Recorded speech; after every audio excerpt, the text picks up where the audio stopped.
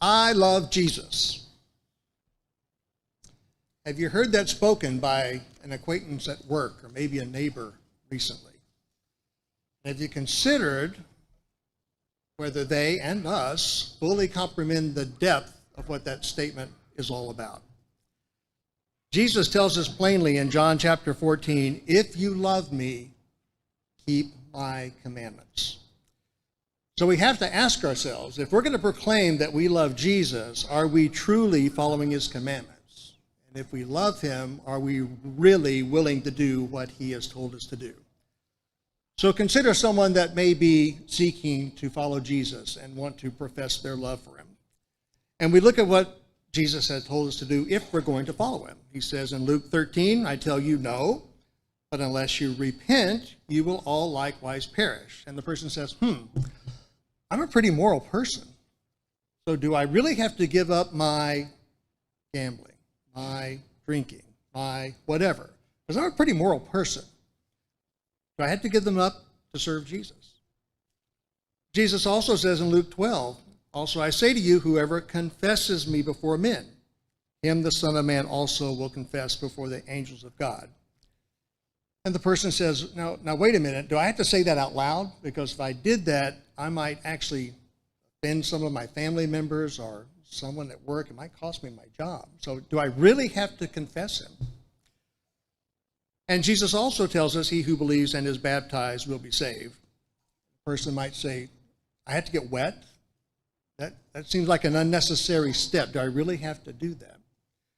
And so if the person is really asking all those questions, you have to dial back and say, do they really love Jesus? Is their heart really attuned to serving Jesus and expressing love for him if they're questioning every command that he has given us for us to follow him and become Christians?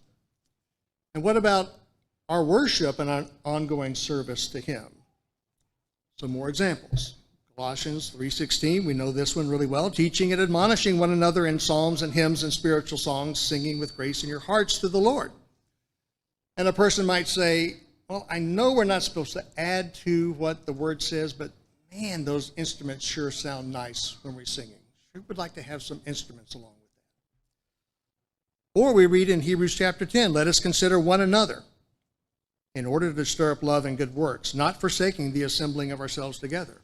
Person may say, so do I really have to be there at the assembly? I mean, if I'm not there, I'm really the only one that may be impacted by this. It's really not about serving others. It's kind of all about me. Or we read in Matthew 22, you shall love your neighbor as yourself.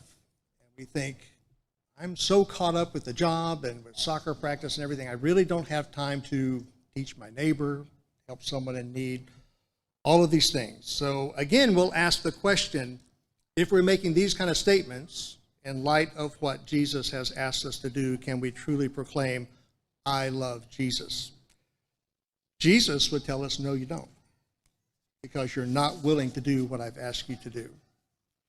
So one other statement from Jesus that he says in Matthew chapter 7, not everyone who says to me, Lord, Lord, shall enter the kingdom of heaven, but he who does the will of my Father in heaven.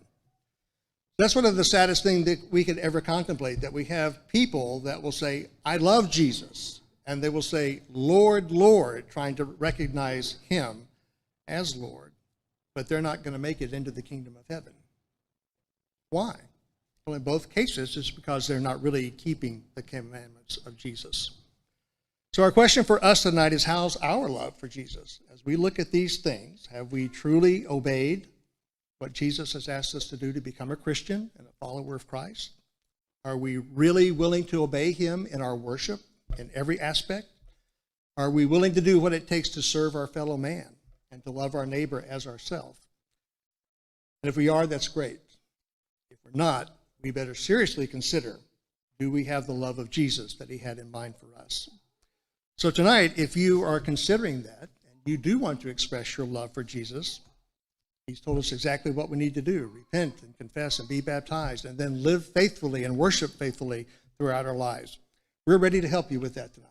And if you'd like to study to become more aware of that, we're ready to help with that, or to pray on your behalf. Whatever your need is, please come forward as we stand.